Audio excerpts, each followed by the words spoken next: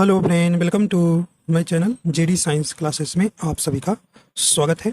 जैसा कि हम एसएससी जीडी के लिए आदित्य रंजन सर बुक की जो है प्रैक्टिस सेट कर रहे हैं, तो आज का हमारा ये प्रैक्टिस सेट नंबर 4 नंबर होगा। ठीक है, 4 नंबर होगा। इसमें जो है जीएस और हिंदी के पार्ट को हम क्या कर रहे हैं, कवर कर रहे हैं। ठीक है भाई, तो आशा करता हूँ आप सभी अच्छे होंगे और आपकी तैयारी अच्छी चल रही होगी। ठीक है, तो अगर आप हमारे चैनल पर नए हैं तो चैनल को भी सब्सक्राइब कर लीजिएगा और बेल आइकन प्रेस कर दीजिएगा ताकि आपको नोटिफिकेशन मिलता रहेगा। ठीक है, तो आपको इस बुक के सभी प्रैक्टिस सेट कराएंगे। ठीक है, चलिए भाई देखते हैं। पहला प्रश्न आपसे पूछा जा रहा है सामान्य जानकारी के, फिर इसके बाद हिंदी के प्रश्न करेंगे। ठीक है, देखिए पहला प्रश्न आपसे है, कह रहे हैं कि संविधान की अनुसूचियों के निम्नलिखित युग्मों में से कौन सा एक सही सुमेलित नहीं है। देखिए नहीं वाला आपको बताना है, तो यहाँ आप प्रश्न जहां पर नहीं दिया रहता है ध्यान लगा से पढ़िया करिए भैया। ठीक है, तो कौन सा नहीं है सुमेलित है। देखिए ऑप्शन करेंगे तीसरी अनुसूची शपथ या प्रतिज्ञान के रूप से संबंधित है, आपको बताना है। बी नंबर ऑप्शन चौथी अनुसूची राज्यों की परिषद में सीटों का आवंटन से है। और सी नंबर ऑप्शन करें सातवीं अनुसूची संघ राज्य और समवर्ती सूची से संबंधित है। या नौवीं अनुसूची दल बदल के आधार पर निर्भरता के प्रावधान है। बताइए भी कौन सा यहाँ ऑप्शन नहीं सुमेलित है, ये आपको यहाँ पर बताना है। ठीक है, राइट आंसर आपका यहाँ हो जाएगा। देखिए तीसरी अनुसूची शपथ या प्रतिज्ञान के रूप में बिल्कुल इससे संबंधित है, पहला आपका बिल्कुल ऑप्शन सही है। चौथी अनुसूची राज्यों की परिषद में सीटों का आवंटन, ये भी आपका बिल्कुल सही है भाई। सातवीं में संघ राज्य और समवर्ती सूची बिल्कुल सही है।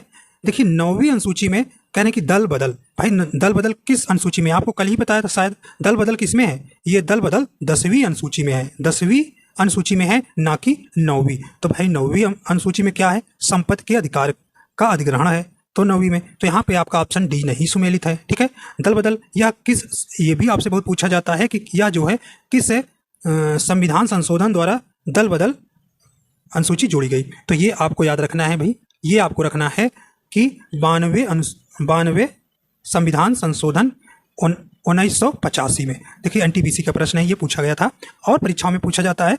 ठीक है, तो ये आपको बिल्कुल यहाँ ध्यान रखना है। ठीक, अब आपसे यहाँ देखिए संघ राज्य और समवर्ती सूची में कितने विषय हैं, ये आपसे पूछता है, ये भी आपको हम बता रहे हैं भी। देखिए मूल संविधान में आपसे पूछे तो संघ सूची में 97 विषय थे। ठीक है, कितने थे, 97 विषय थे। अगर वर्तमान में पूछे तो कितना हो गए, 100 विषय। ठीक है, ये संघ सूची का है। ठीक है, और वहीं आपसे राज्य सूची में मूल संविधान में पूछे तो 66 विषय थे। ठीक है, 66 विषय थे, और वर्तमान में पूछे तो 61 विषय बताएंगे। ठीक है भाई, और आपका समवर्ती सूची में मूल संविधान में 47 विषय थे और वर्तमान में देखा जाए तो 52 विषय हो गए हैं। ठीक है, समवर्ती सूची आपसे पूछता है या किस संविधान से लिया गया है, तो आप बताएंगे ऑस्ट्रेलिया के संविधान से लिया गया है।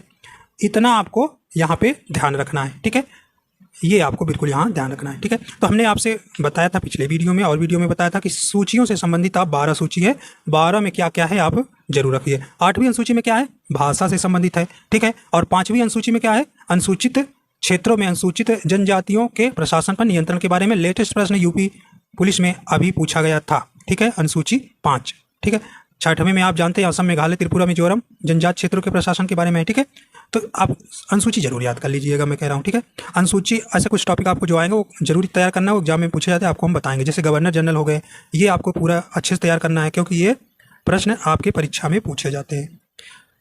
आइए देखते हैं। और अनुच्छेद, चलिए अगला कह रहे हैं कि किस राज्य के राज्यपाल के रूप में किसी व्यक्ति की नियुक्ति के लिए उसकी आयु वर्ष में होनी चाहिए। ठीक है, ये आपको यहाँ पर बताना है, मतलब कि किसी राज्य के राज्यपाल बनना है भाई तो कितनी उम्र होना चाहिए। आसान प्रश्न है ये आपका। ठीक है, राइट आंसर हो जाएगा आपका ऑप्शन नंबर डी हो जाएगा 25 वर्ष। ठीक है, 25 वर्ष। ठीक है, इनकी नियुक्ति कौन करता है भाई, ये जो है अनुच्छेद 155 के तहत कौन करता है, राज्यपाल की नियुक्ति कौन करता है भाई, राष्ट्रपति करते हैं। ठीक है, राष्ट्रपति करते हैं, ये आपको बिल्कुल यहाँ ध्यान रखना है। ठीक है, राष्ट्रपति की उम्र सीमा क्या है, वो उनकी भी 35 वर्ष है। ठीक है, और प्रधानमंत्री की उम्र सीमा क्या है, 25 वर्ष है। ठीक है, अब ये आपको ध्यान रखना है। ठीक है, आइए देखते हैं अगला है, प्रवीण चित्रवेल स्पेस से जुड़े हैं। अच्छा, आपको ये कौन खिलाड़ी हैं, किस खेल से जुड़े हुए हैं, ये आपको बताना है। तो राइट आंसर कौन सा हो जाएगा, प्रवीण चित्रवेल ये किस खेल से जुड़े हैं, ट्रिपल जंप से। ऑप्शन ए आपका बिल्कुल यहाँ सही हो जाएगा। आइए देखते हैं अगला है, गांधी जी ने 1922 में असहयोग आंदोलन क्यों वापस ले लिया? देखिए असहयोग आंदोलन 1920 में चालू किए थे, लेकिन क्या कारण था कि इन्होंने इसको वापस ले लिया 1922 में? बताइए, कई बार परीक्षा में ये प्रश्न आपसे पूछा जाता रहता है अभी, तो ये आपको यहाँ पर बताना होगा। ठीक है, राइट आंसर हो जाएगा। ठीक है, इसकी शुरुआत जो है असहयोग आंदोलन की मैंने अभी पिछले वीडियो में बताया था, 1920 में शुरू हुआ था। ठीक है भाई, कह रहे हैं कि ऑप्शन है साइमन कमीशन का विरोध। साइमन कमीशन कब आया था? 1928 में आया था, ये आप जानते हैं। ठीक है, जिसमें लाला लाजपत राय की अंग्रेजों द्वारा लाठियों से वार करने पर इनकी मृत्यु हो जाती है। ठीक है, प्रथम विश्व युद्ध अंग्रेजों की सहायता करने के लिए प्रथम विश्व युद्ध 1914 में हुआ था, ये आप जानते हैं। ऑप्शन ए हो जाएगा, देखिए चौरी चौरा की घटना के कारण। हाँ भाई, ये आपका ऑप्शन सी हो जाएगा। चौरी चौरा की घटना के कारण जो है महात्मा गांधी ने असहयोग आंदोलन को क्या कर लिया था? वापस ले लिया था। देखिए, कभी आपको 4 फरवरी मिलेगा, 5 फरवरी रात का समय था। 4 फरवरी जो 5 फरवरी 1922 में जो है गोरखपुर में जो है चौरी चौरा कांड होता है, जिसमें 22 पुलिसकर्मी को क्या कर दिया भाई? जिंदा जला दिया जाता है उपद्रवियों द्वारा। इस कारण से महात्मा गांधी बहुत दुखी हो जाते हैं और इस कारण से यह असहयोग आंदोलन वापस ले लेते हैं। ठीक है भाई, चलिए आइए देखते हैं अगला है। अगला आपसे कह रहे हैं कि ICAR के अनुसार भारत में मृदा के कितने प्रकार हैं? तो ICAR के अनुसार भारत में मृदा के कितने प्रकार हैं? राइट आंसर आपका हो जाएगा। तो ICAR मतलब भारतीय कृषि अनुसंधान परिषद। ठीक है, इसकी स्थापना कब हुई थी? 16 जुलाई 1929 में, ठीक है, की गई थी। और इनके अनुसार मिट्टियाँ कितने प्रकार की हैं भाई? 8 प्रकार की हैं। ऑप्शन सी आपका यहाँ सही हो जाएगा। कौन कौन सी? जलोढ़ मिट्टी, काली मिट्टी, लाल मिट्टी, लेटराइट मिट्टी, वन और पर्वतीय मिट्टी, शुष्क या रेगिस्तानी मिट्टी, लवणीय और क्षारीय मिट्टी और पीट युक्त एवं दलदली मिट्टी। ठीक है, अगला देखते हैं भी। निम्नलिखित में किस अनुच्छेद के तहत राज्य को यह सुनिश्चित करने का दायित्व सौंपा गया है कि बच्चों को प्रभावित रूप से विकसित होने के अवसर और सुविधाएं प्रदान की जाए? तो राइट आंसर आपका हो जाएगा, कौन सा हो जाएगा भी यहाँ पे? ऑप्शन नंबर आपका ए नंबर हो जाएगा, अनुच्छेद 39 यफ में। ठीक है, निम्नलिखित में से किसे सिक्का ढलाई मुनाफा के नाम से भी जाना जाता है? सिग्रियो रेज के नाम से। ठीक है, यहाँ पे आपका सही ऑप्शन हो जाएगा, राइट आंसर हो जाएगा ऑप्शन नंबर सी हो जाएगा। मुद्रास्फीति कर को जो है सिक्का ढलाई मुनाफा के नाम से जाना जाता है। ठीक है, अगला देखते हैं। 2011 की जनगणना के अनुसार निम्नलिखित में से किस भारतीय राज्य की जनसंख्या में गिरावट दर्ज की गई थी? तो जानते हो कितना दर्ज की? -0.5% गिरावट दर्ज की गई थी। ठीक है, कौन सा वह राज्य है? ठीक है, राइट आंसर आपका यहाँ हो जाएगा, सही ऑप्शन हो जाएगा डी नंबर, नागालैंड में। ठीक है, ऋणात्मक वृद्धि दर हुई थी कहाँ पर? नागालैंड में, जनगणना 2021 में। ठीक है, और वहीं उच्चतम 10 की वृद्धि आपसे पूछा जाए तो मेघालय में 27.82% वृद्धि हुई थी। कहाँ पर? मेघालय में। ठीक है, मेघालय में उच्चतम वृद्धि हुई थी। ठीक है, और अब 2011 में संपूर्ण भारत में 10 की वृद्धि दर आपसे पूछे तो 17.7% हुई थी। ठीक है, और सबसे अगर घनत्व कहाँ सबसे कम है तो अरुणाचल प्रदेश में 17 किलोमीटर पर वर्ग में 17 व्यक्ति आएंगे। ठीक है, वहीं आपको सबसे ज़्यादा घनत्व कहाँ है जानते हैं? बिहार में। चलिए भैया अगला देखते हैं। निम्नलिखित में कौन सी घटना 1916 में नहीं हुई थी? देखिए नहीं वाला ध्यान दीजिएगा। कहें होम रूल लीग के गठन, ये आपको बताना है। देखिए होम रूल लीग का गठन कौन किया था भाई? एनी बेसेंट और तिलक ने, ये भी आपसे पूछा जाता है। तो ये 1916 में हुआ था, बिल्कुल ये सुमेलित है, तो ये सही है। ठीक है, नहीं वाला बताना है। और ये भी याद रखना किसने किया था? तो एनी बेसेंट थी और कौन थे? तिलक थे। ठीक है, तिलक थे, ये किए थे गठन 1916 में। अगला कहते हैं रॉलेट एक्ट। भाई रॉलेट एक्ट तो आपने पढ़ा था, ये तो आपका कब आया था? ये तो 1919 में आया था ना, 1919 में आया था, तो यही गलत हो गया। तो ऑप्शन हमारा यही सही हो जाएगा। कांग्रेस और मुस्लिम लीग के बीच लखनऊ समझौता, ये भी आपका 1916 में हुआ था। ठीक है, और बनारस हिंदू विश्वविद्यालय की स्थापना 1916, ये भी हुआ था। तो मतलब ऑप्शन सी जो है नहीं सुमेलित था। रॉलेट एक्ट जो आया था 1919 में, इसी को काला कानून के नाम से भी जाना जाता है। ठीक है, रॉलेट एक्ट को। आइए देखते हैं अगला है। कह रहे हैं कि मार्च 2024 में प्रधानमंत्री ने किस राज्य में पानी के नीचे चलने वाली पहली भारतीय मेट्रो रेल का उद्घाटन किया है? ठीक है। तो इंपॉर्टेंस है भाई पहली है, और वो भी जल के नीचे से चलने वाली मेट्रो का उद्घाटन किया गया है, तो इंपॉर्टेंस है भाई। राइट आंसर हो जाएगा कौन सा? ऑप्शन नंबर ए हो जाएगा, पश्चिम बंगाल में। ठीक है, तो ऑप्शन नंबर ए आपका बिल्कुल यहाँ सही हो जाएगा। और ये आपसे पूछा जाता है किस नदी पर है, तो ये हुगली नदी पर। ठीक है भाई, हुगली नदी पर। ठीक है, आपको ये ध्यान रखना है।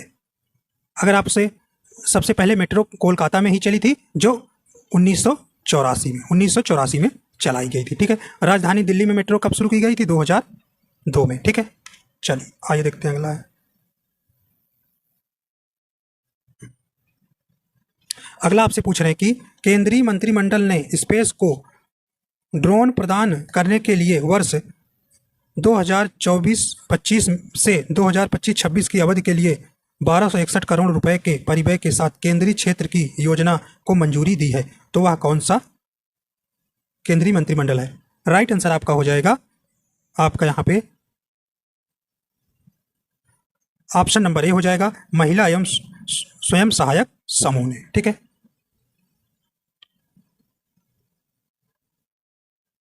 और इसकी स्थापना कब हुई थी? महिला एवं स्वयं सहायक की 1972 में। ठीक है, आइए देखते हैं अगला है। कहें कि पटना के निकट सोनपुर में कौन सी सहायक नदी गंगा में मिलती है? बताइए भी। तो गंगा की लंबाई आप जानते हैं 2525 किलोमीटर है, और बांग्लादेश में गंगा को किस नाम से जाना जाता है? तो ये पद्मा के नाम से। ठीक है, पद्मा के नाम से जाना जाता है। ठीक है, और ब्रह्मपुत्र से गंगा नदी मिलकर सुंदरवन का डेल्टा का निर्माण करती है, जो विश्व का सबसे बड़ा है। ठीक है, पश्चिम बंगाल में। बताइए भी, राइट आंसर हो जाएगा, तो ऑप्शन नंबर इसका सी हो जाएगा। ठीक है, गंडक नदी मिलती है। ठीक है, तो गंडक नदी पटना के सोनपुर में गंगा नदी में मिलती है। ठीक है, अगला देखते हैं। सूत्रकणिका पाया जाता है माइटोकांड्रिया। देखिए, माइटोकांड्रिया को पावर हाउस भी कहा जाता है कोशिका का। ठीक है, कोशिका का पावर हाउस भी कहा जाता है। राइट आंसर आपका कौन सा हो जाएगा? तो ऑप्शन देखिए, पादप कोशिका में और जंतु कोशिका में, तो ये दोनों में पाया जाता है। ऑप्शन सी आपका बिल्कुल यहाँ सही हो जाएगा। ठीक है भाई,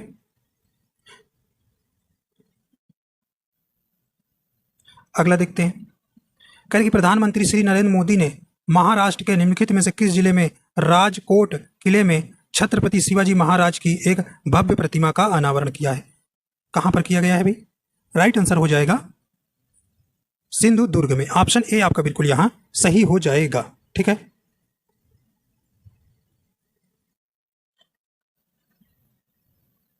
अगला है। जुलाई 2024 में होने वाले पेरिस ओलंपिक में भारत की ओर से ध्वज वाहक के रूप में किसे चुना गया है? ध्वज वाहक में के रूप में किसे चुना गया है भाई? राइट आंसर आपका यहां हो जाएगा, तो ऑप्शन नंबर इसका सही हो जाएगा। कौन? सी नंबर, शरत कमल को। ठीक है, शरत कमल किससे संबंधित है? ये भारतीय टेनिस खिलाड़ी है। ठीक है, टेनिस खिलाड़ी है। कभी कभी खिलाड़ी इससे संबंधित पूछ लेता है, ना कि ऐसे पूछकर ये शरत कमल किस खेल से संबंधित है? टेनिस से। ठीक है, किस वर्ष लाहौर अधिवेशन में कांग्रेस ने पूर्ण स्वराज की मांग के लिए स्वयं को प्रतिबद्ध किया था? ये काफी इंपॉर्टेंट प्रश्न है भाई। पहली बार जो है स्वराज की मांग पूछा जाता है। भारतीय राष्ट्रीय कांग्रेस के किस अधिवेशन में मांग की गई थी? तो ये आपको बताना है। राइट आंसर आपका यहां हो जाएगा, ऑप्शन नंबर ए हो जाएगा 1929 में। ठीक है, तो पूर्ण वर्ष 1929 के लाहौर अधिवेशन में भारतीय राष्ट्रीय कांग्रेस ने 26 जनवरी 1930 को पूर्ण स्वराज का पूर्ण स्वतंत्रता दिवस मनाने के लिए स्वयं को प्रतिबद्ध किया। ठीक है, और लाहौर अधिवेशन की अध्यक्षता किसने किया था? पंडित जवाहरलाल नेहरू। ठीक है, अब देखिए आया है भारतीय राष्ट्रीय कांग्रेस की स्थापना। देखिए, भारतीय राष्ट्रीय कांग्रेस की स्थापना कब हुई थी? आप जानते हैं 28 दिसंबर को, 28 दिसंबर 1900 कब हुई थी? ये 1885 में जो है मुंबई, जिसे बंबई में हुआ था। ठीक है, उस समय इसकी अध्यक्षता किसने किया जाता था भाई? प्रथम है तो पूछा गया है कई बार, भूमेश चंद्र बनर्जी थे। ठीक है, भूमेश चंद्र बनर्जी थे, और स्थापना A.O. ह्यूम ने किया था। और उस समय गवर्नर कई बार पूछा गया कि भाई जब जो है कांग्रेस की, भारतीय राष्ट्रीय कांग्रेस की स्थापना हुई थी, उस समय गवर्नर कौन था? लॉर्ड डफरिन था। देखिए, गवर्नर से प्रश्न जरूर पूछा जाता है। डफरिन, ठीक है, डफरिन था, याद हो जाएगा भाई, इतना इतना आप इसमें जरूर करिएगा याद, क्योंकि जो भी इंपॉर्टेंस बन सकता है क्वेश्चन आपको हम इससे संबंधित बताते हैं। ठीक है, आइए देखते हैं अगला है। शब्द सतत विकास की व्याख्या पहली बार में की गई थी, कहाँ कब की गई थी? राइट आंसर आपका यहाँ हो जाएगा, राइट आंसर बी हो जाएगा। ब्रट लैंड आयोग की रिपोर्ट पर जो है पहली बार जो है सतत विकास की व्याख्या की गई थी। ठीक है, यहाँ पे आपका ऑप्शन नंबर सही हो जाएगा। ठीक है, तो सतत विकास क्या है? तो वह विकास जो भविष्य की पीढ़ियों की अपनी जरूरतों को पूरा करने की क्षमता में से समझौता किए बिना वर्तमान पीढ़ी की जरूरतों को पूरा करता है, उसे सतत विकास कहते हैं। ठीक है, प्रथम पृथ्वी सम्मेलन कब हुआ था भाई? ये आपसे पूछा गया है, आया ऑप्शन में, तो 1992 में पृथ्वी सम्मेलन हुआ था, ये भी आपको याद रखना है। ठीक है, कहाँ हुआ था? Rio de Janeiro. ये भी पूछा जाता है कि पृथ्वी सम्मेलन कहाँ हुआ था, कब हुआ था? 1992 में रियो डी जेनेरियो में। ठीक है, आइए देखते हैं अगला है। अगला भी देखते हैं, घूमर नृत्य राजस्थान की किस आदिवासी संस्कृति का एक प्रसिद्ध पहलू है? ये आपको बताना है। राइट आंसर आपका यहाँ हो जाएगा, सही ऑप्शन हो जाएगा सी नंबर, भील जनजाति की। ठीक है, तो आपसे पूछा जाता है घूमर किस राज्य का नृत्य है, तो आप बताएंगे राजस्थान का, और कौन आदिवासी इसके संस्कृति का एक प्रसिद्ध पहलू है, तो ये भील जनजाति द्वारा। ठीक है, तो भील जनजाति के लोगों के बीच प्रचलित है। ठीक है, भील जो है राजस्थान की सबसे बड़ी जनजाति है, ये भी याद रखना है, भील राजस्थान की सबसे बड़ी जनजाति है। आइए देखते हैं अगला है। कहना निम्नलिखित में से कौन सा देश G7 समूह का हिस्सा नहीं है? नहीं वाला बताना है। ठीक है, नहीं वाला आपको बताना है। देखिए, अमेरिका है, इटली है, फ्रांस है, लेकिन भारत नहीं। ऑप्शन सी आपका बिल्कुल यहाँ सही हो जाएगा। तो 7 देश कौन कौन है? देखिए, कनाडा है, फ्रांस है, संयुक्त राष्ट्र अमेरिका है, ब्रिटेन है, जर्मनी है, इटली है, जापान है। ठीक है,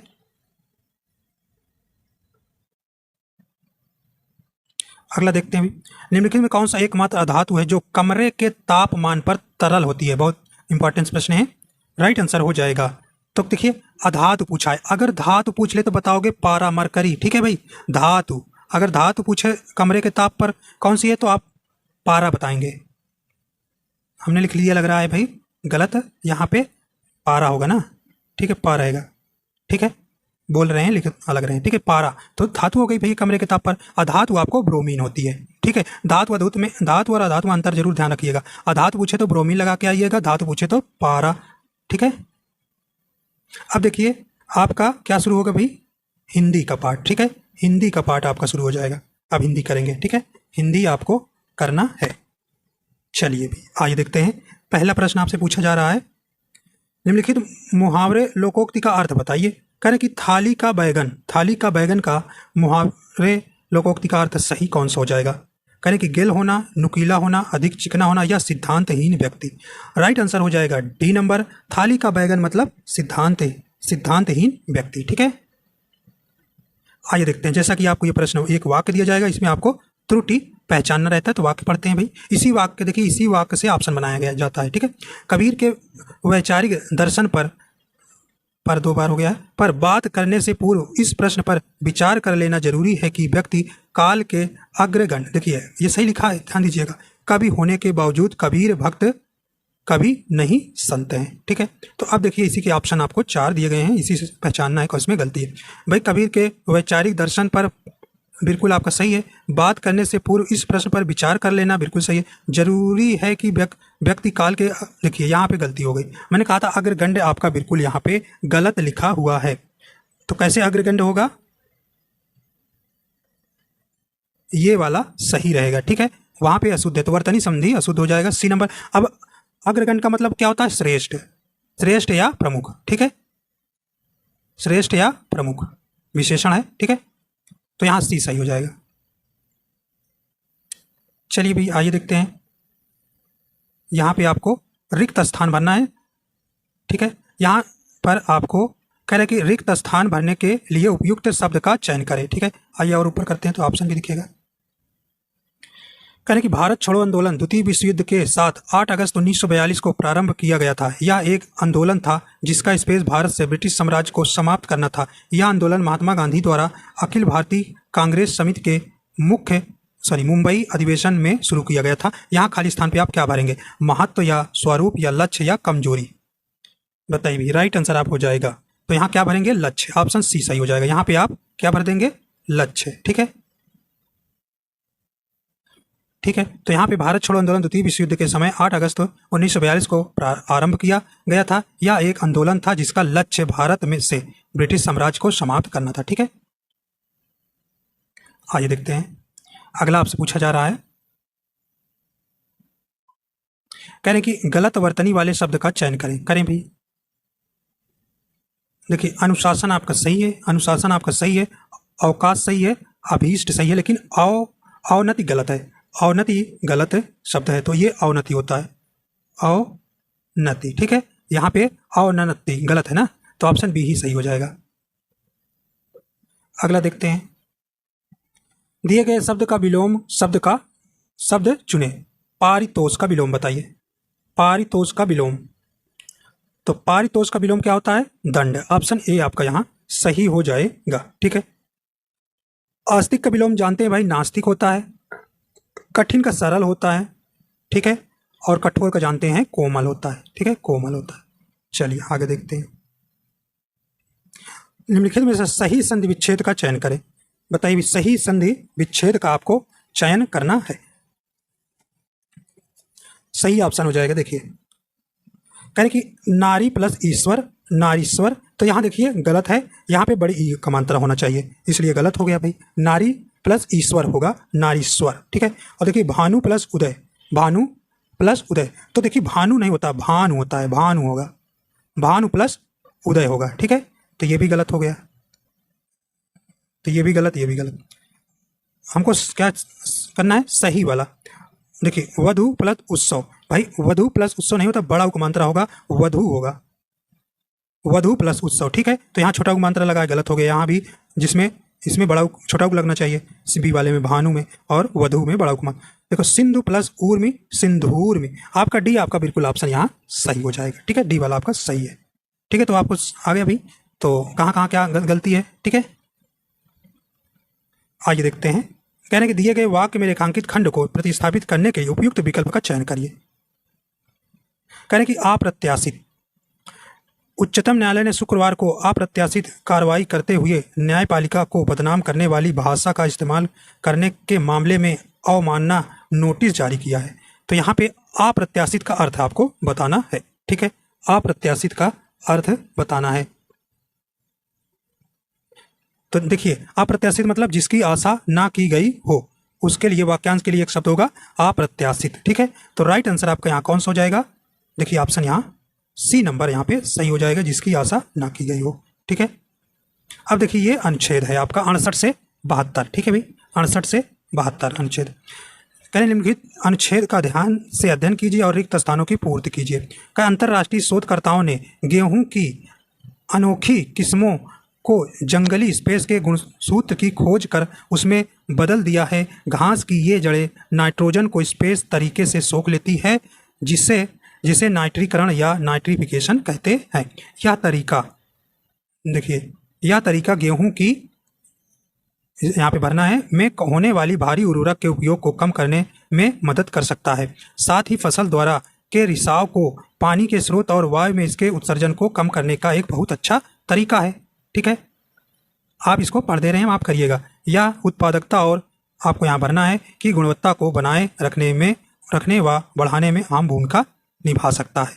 अब यहाँ पे पहला जो है रिक्त स्थान में भरना क्या है, तो कहाँ क्या भरेंगे, तो यहाँ पे 68 में आप क्या भर देंगे, ऑप्शन नंबर देखिए पढ़ेंगे तो आपको लगेगा वहाँ पे बी भरेंगे, घास। ठीक है, ऐसे इसी प्रकार आपको वहाँ पे जो भी खाली स्थान है उसमें क्या भरेंगे भाई, ए नंबर प्राकृतिक भरेंगे। ठीक है, आपको वहाँ पे ए नंबर प्राकृतिक भर देंगे। अगला आप भरेंगे 70 में क्या भरेंगे भाई, यहाँ पे ए नंबर फसल भर देंगे।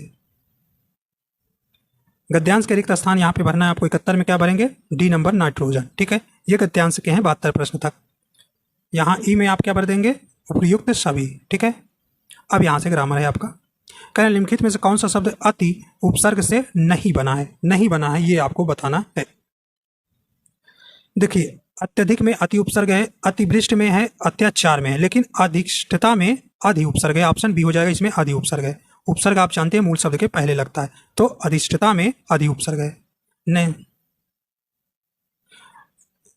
नीचे दिए गए वाक्य में क्रिया की पहचान करना है भाई। तो कह रहे हैं कि साधु चोर निकला, तो इसमें राइट आंसर आपका इसका ए नंबर हो जाएगा, अपूर्ण सकर्मक क्रिया हो जाएगा। ठीक है, यहाँ पे तो निकला जो है अपूर्ण सकर्मक क्रिया है और चोर जो है इसकी पूर्ति करता है। ठीक है, तो अपूर्ण सकर्मक क्रिया क्या होती है?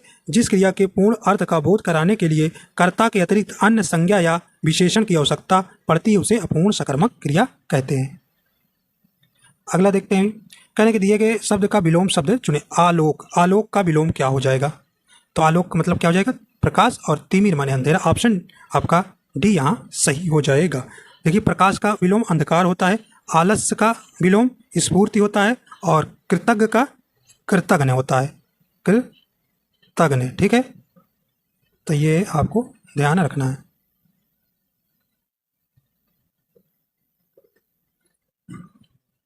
अगला है, दिए गए वाक्य का एक भाग वह भाग ज्ञात करें जिसमें कोई त्रुटि है। ठीक है, यहाँ पे आपको बताना है। करे पर्यावरण का शाब्दिक अर्थ होता है चारों ओर से घेरे हुए। पर्यावरण उन सभी भौतिक, रासायनिक एवं जैविक कारकों की एक समिष्टिगत, देखिए यहाँ पे आपको ध्यान देना है, इकाई है। तो आपको ये आपको बताना है कहाँ पर एरर है। देखिए, आपका पहला ऑप्शन में सही है भाई, ये भी सही, ये भी सही, लेकिन यहाँ पे देखिए वर्तनी संबंधी त्रुटि हो जाएगा। ठीक है, यहाँ पे आपका सही ऑप्शन डी वाले में त्रुटि है। ठीक है, तो ये होगा वर्तनी, इसमें माँ में छोटी मात्रा नहीं रहेगा। ठीक है, आइए देखते हैं, रिक्त स्थान बनना है। रिक्त स्थान को भरने के लिए उपयुक्त शब्द का चयन करें। कह रहे हैं कि राज्यसभा को उच्च सदन कहते हैं, ये जीके का प्रश्न है, आप जानते हैं। लोकसभा को क्या कहते हैं? निम्न सदन कहते हैं। भाई ऑप्शन ए सही हो जाएगा। दिए गए शब्द का विलोम चुने। अनुग्रह का विलोम बताइए। राइट आंसर हो जाएगा अनुग्रह का विलोम क्या होता है भाई? विग्रह। दिए गए वाक्य में रेखांकित खंड को प्रतिस्थापित करने के लिए उपयुक्त विकल्प का चयन करें। देखिए, अद्यतन विश्व में रोजगार के अवसर बढ़े हैं। तो यहाँ पे अद्यतन का रेखांकित शब्द का अर्थ क्या होगा? सही ऑप्शन हो जाएगा सी नंबर, जो आज से संबंध रखता है उसी को अद्यतन कहते हैं। आइए देखते हैं, लास्ट प्रश्न है भाई। दिए गए वाक्यांश के लिए एक शब्द का शब्द लिखिए। राइट आंसर हो जाएगा आयु में बड़ा व्यक्ति, क्या कहते हैं उसे? ज्येष्ठ कहते हैं। ठीक है, तो ऑप्शन डी आपका बिल्कुल यहाँ सही हो जाएगा। अग्रज किसे कहते हैं? जो पहले जन्मा हो। तो इस प्रकार आपके पूरे टोटल 40 प्रश्न हो जाते हैं। ठीक है, तो देखिए रीजनिंग के हम जो आपको अलग से करा रहे हैं। ठीक है, तो आशा करता हूँ ये आपको पसंद आएगा। पसंद आया तो लाइक एंड शेयर कर दीजिएगा थोड़ा से। ठीक है भाई, तो आशा करता हूँ आपको पसंद आया। ठीक है, तो वीडियो देखने के लिए आपको बहुत बहुत धन्यवाद। ठीक है, तो नेक्स्ट प्रैक्टिस सेट आप हमारा कौन सा होगा? 5वें नंबर का। ठीक है, तो वीडियो देखने के लिए आपको बहुत बहुत धन्यवाद।